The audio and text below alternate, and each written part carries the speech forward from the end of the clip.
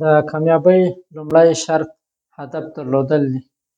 هر انسان باید په خپل ژوند کې د کامیابۍ د ترلاسه کولو لپاره لنډمهاله او اوږدمهاله واړه او غټ اهداف ولري او خپلو اهدافو ته د رسېدو لپاره شپه ورځ کار وکړي.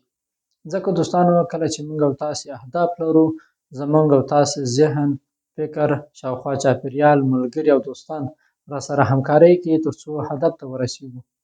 یو عالم وایي هغه کسان چې اهداف نه لري د مړو په شان دي. دوستانو د مثال په ډول زه غواړم په راتلونکي کال کې کمپیوټر ساینس پوهنځی ووایم.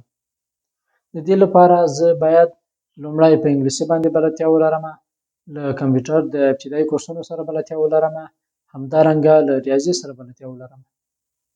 نو کله چې زه ځان ته هدف ټاکم، وروسته له هغه نه به دا کورسونه شروع کوم او په مرور د وخت سره به زه دې ته اماده کېږم تر څو د کمپیوټر ساینس پوهنځی شروع کړم. په خپل ژوند کې واړه او غټ اهداف ځان ته وټاکئ او د اهدافو د ترلاسه کولو لپاره شپه ورځ کار وکړئ.